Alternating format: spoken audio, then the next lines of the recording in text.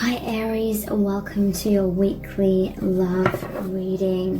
What's going on this week for you in terms of love? The Ace of Cups in reverse, the Seven of Pentacles in reverse, the Seven of Cups in reverse, the Queen of Swords in reverse, and the Eight of Cups in reverse. So why did this person walk away? With this Eight of Cups in reverse, I'm really feeling as though they didn't want to walk away, but they felt like they had to. Okay, so I wanted to do all these wonderful things for you, but then you started to expect it. It made me feel taken for granted. So definitely an element of this person feeling unappreciated. I feel like that definitely contributed to them walking away. They may have felt as though, I don't know, like some of you may feel as though this is your soulmate or your twin flame. So it may have given you over time this kind of expectation that you would always end up together somehow. Perhaps this person felt as though you weren't putting your best foot forward anymore, or you were taking the relationship for granted. If you felt as though it was guaranteed that you're going to be together, you may have, not put as much work in or something like that. Some kind of stagnation may have started happening here, because there's a Three of Pentacles in reverse as well. This is like a lack of cooperation.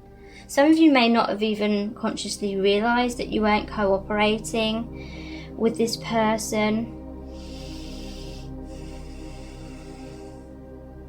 I feel like some of you felt emotionally burnt out in this connection, and so you needed a breather. You needed to take a step back. You needed a rest. You needed to rejuvenate your energies, and this person may have felt that meant you no longer cared, or they just felt like you weren't putting in as much effort or something like that. You may have burnt yourself out because in the past you were putting in a lot of effort and you were really wanting them to invest equally in the connection. But perhaps this person couldn't invest equally, and so when you stopped investing, perhaps then it did just kind of drift away. You thought I wasn't being my real self with you. Look in the mirror, you were shutting me off with your masks too. So I feel this contributes to this energy of a lack of cooperation. They felt like you weren't being honest with them. They felt like you weren't being upfront. And this could have literally just been wearing masks. Like you may have tried to impress them. You may have given and given and given because you're trying to prove your worthiness. You're trying to convince them to commit to you. You may have not have felt good enough, and so you're trying to prove your worth. But this person really just needed you to know your worth. They really needed you to love yourself. And again, I feel like many of you are going to be thinking that what I'm saying is more about how they were and what you wanted from them, but this person felt the same way for you, whether you realized it or not. I feel like some of you didn't realize just how much you were mirroring each other in this way. So this is about an energetic dynamic. I feel like neither of you were fully in the vibration of self-love. Neither of you were aligned with the love vibration. And so you couldn't, give and receive love with each other. You couldn't align with each other in a harmonious way. Because there is the Devil in reverse as well. I feel like a Tower moment happened because you were holding on to each other in a codependent way. Like neither of you are fully being honest. There is the Seven of Cups in reverse here. This is about illusion and confusion. So there could have been fantasies projected into this connection. And by that I mean you both had intense fears of rejection is what I'm feeling. And so you may have worn masks, you may have tried, because this is a card where this person wants to be looked up to. You may have both, you know, tried to impress the other, but it meant you weren't being true to yourselves. Like, I feel that a lot of you have had a really deep, like, soul connection with this person. Like, it felt electric, it felt magnetic, it felt heavenly, it felt so exciting. And I feel like both of you may have got carried away with that and it became ungrounded. There may have been a 5D kind of element going on here where you connected to this person telepathically. You felt each other's emotions, you knew what each other was thinking at any given moment, but there was like a physical separation. And I feel like both of you were just so in awe of this energy, in awe of this connection. Like, I feel perhaps this was part of the soul contract where you were supposed to have this connection from afar, but because you felt so connected in the 5D through telepathy, it was making you feel more connected to your soul. It was making you feel more connected to your soul family, the universe, the divine. And I feel like this was part of the contract to keep you awakening, to help you both align with your true soul identity, because we are infinite souls who incarnate here to have a temporary human experience. And you know, when we incarnate, we have amnesia. So for a long time we believe who we are is this human being in this current lifetime. We think who we are is determined by our job, our relationship status, whether we think we're a good person or a bad person, what people have, you know, the feedback we've received from other people, you know, other people's opinions of us. You know, we collect all this data, all this information together, and we think that that is who we are. But it's not. That's an illusion. Who we truly are is our soul identity that incarnates many, many times. It's the infinite essence of who we are in all lifetimes and, you know, beyond the 3D. And so I feel one of the main reasons why you weren't coming together with this person, why the connection wasn't grounding in the 3D, is because you had this really powerful soul contract where things weren't supposed to be grounded. You were supposed to, you know, explore these other dimensions that this connection lifted you up into. You know, exploring who you truly are. And this was helping you to align with your true soul self. And this is what helps, you know, with awakening, with healing wounds, with knowing your true worth. You know, it helps us to release the stories that the ego or the false identity creates about ourselves. You know, taking everything personally. This person rejected me because I'm unlovable. You know, that's just a story. You met each other in order to lift you up, raise you both up into your true consciousness. And so this felt magical to you both. This felt heavenly. It was like heaven on earth. But then, you know, because we're humans, and this is partially, well, one of the main factors of this awakening is that the breaking down of the ego, the false identity, the illusion, you know, the illusory perspective of self, which isn't real. It breaks that down, breaks the ego identity down. And so, you know, part of this connection that you had with each other, part of this involved, you know, projecting fantasies onto the connection. There was a lot of reality here. Your connection is real. You connected with your true selves. You connected with the divine. You became more aware of reality, but also there was this element of the ego being uplifted, or the ego being boosted, the illusions being built up even more, like the fantasy elements, like and by that I mean, you know, holding on to each other, but always thinking of the future, maybe even talking to each other about the future, like in the future we're going to be together, but you know, there was fears of doing that right now, or you know, more accurately, there was still this ego illusion going on, which meant you were out of alignment and couldn't align, you couldn't ground fully. And so it built up this realization of your true selves, but it also built up the illusions, it built up the ego, and that was building and building and building and building and building within your connection, so then it could fully crash down.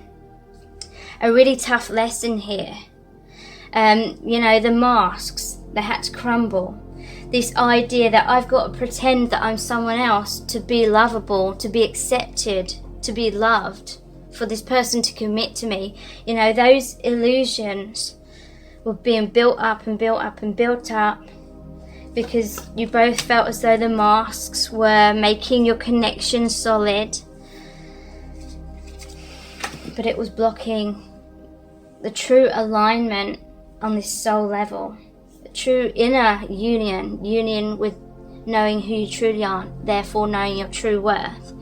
You know, everything was heightened, everything was built up so that the illusions could be broken down eventually. But then you'd already created this firm foundation through this connection, building up your true self. So I hope this is making sense. Like, there was a lot of truth in this connection beyond what either of you had ever known before. This soul awakening. And equally, because we are on a planet of duality, those illusions, the ego was being boosted by this connection. Illusions, masks, the deception kind of energy, how we deceive ourselves, how we deceive each other in order to try and feel some kind of safety. That came crashing down. But you were strong, because along the way you had become very solid, very secure within this spiritual truth. So that was a really intense channeled message there, but some of you may have just felt like it was this other person who wasn't being their true self. They were wearing a mask. You felt that they were worrying too much about their appearance, like what you thought them or what other people thought them. They wanted other people to boost their ego. They wanted you to boost their ego. They became codependent upon you to build up that ego for them. And then it came crashing down, so they'd have to create their own self-esteem, and the same happened for you. So the reason why this person left is because it's all part of this soul contract. It wasn't just, oh, they decided to leave for, you know, no reason, or the main reason is this soul contract. This was supposed to happen to break down illusions, to make you both create your own self-worth in a really powerful way, helping you both, because you're both chained to each other through codependency, through fear, through illusions, but also there was, you know, the unbreakable bond, the truth. So this is why the devil's in reverse. The main reason for this tower moment, for them walking away, was in order to break those chains of codependency so that you can have this alignment within yourselves and alignment with each other in the true form, in the soul form, without the illusions, without the fears, basically. And look, the world, the conclusion of this is, you know, you're no longer chained to each other. There's this freedom here, liberation. You know, this was a major karmic lesson. Doesn't mean it was just a karmic relationship, but you had a lot of lessons to heal. and face to do with your biggest fears coming true. You know, deep down this person was in a lot of fear, a lot of insecurity, not feeling good enough about themselves, thinking about the worst case scenarios. They were really worried that your connection was going to break down. And so, you know, this is what the energy they were in when they're all by themselves. This is how they really felt. But when they were out in public, they were making out that they were much more confident, they're much more happy. You know, some of them, you know, even though it sounds immature, they may have tried to, you know, show you how attractive they are to other people, because they felt like that would, you know, boost their image and make them more attractive in your eyes. You know, they were trying to prove that to themselves because they didn't feel attractive or they didn't feel good enough. So wearing a mask, maybe withholding their emotions, how they truly felt, because they were trying to appear confident and strong. But yeah, the Ace of Cups in reverse, it's a lack of self-love within both of you, not being able to give or receive love fully, because there was a lack of peace within your own individual hearts. So that was what was manifesting between you. Disharmony within and disharmony within your connection. Pentacles in reverse. Seven of Pentacles in reverse. So this to me was impatience. Perhaps this person felt as though things weren't going to ground. They felt as though things weren't going to work out. They felt like it was all this illusion and it wasn't going to become something real. Some of you, it could have been that you felt that way with the Queen of Swords in reverse. You may have got annoyed at this person. You may try to force things along. This person didn't want to walk away, but they felt like they had to. With that Eight of Cups in reverse. Also, this Seven of Pentacles, it's saying that both of you were investing a lot within this connection. You were trying to sow the seeds. You were trying to make things work, but it's like you were doing it in the illusion kind of way, in a codependent kind of way, which was actually creating blocks. So there needed to be a rebirth, basically, and that's what this Tower moment represented. Forcing you both to let go of the codependent connection, so that you could align more with the soul truth. And it's like the unconditional love now is much more, you're aligned much more with that unconditional love for yourselves and for each other, because of releasing expectations, fears, codependencies, releasing the fantasy, being much more honest with yourselves. So the connection can become much more honest, much more grounded.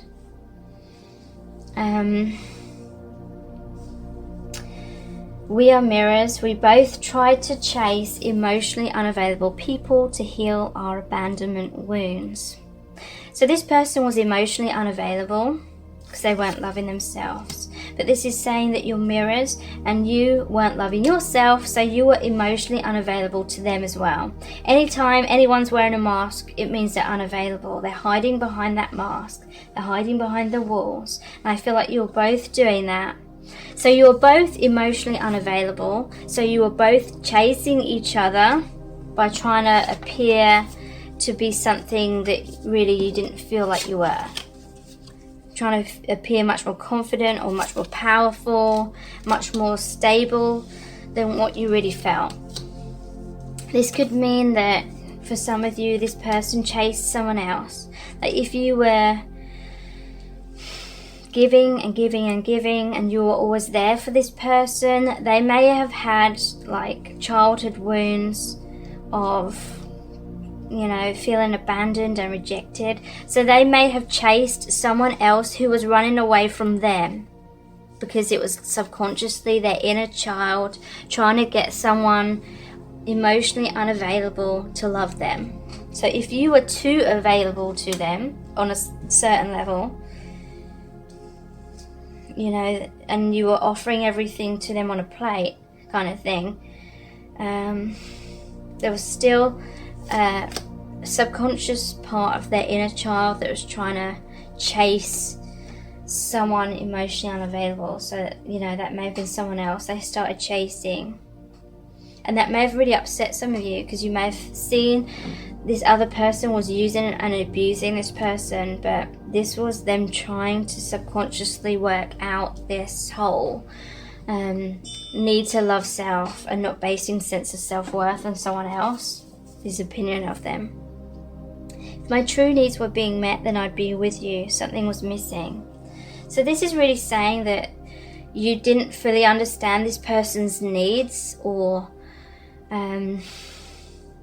because I know you were trying your best, but your ways of trying to show me love have actually made me feel rejected. So yeah, if you were giving and giving and giving and chasing this person, then they felt as though you didn't really trust that they had the capability to truly be there for you.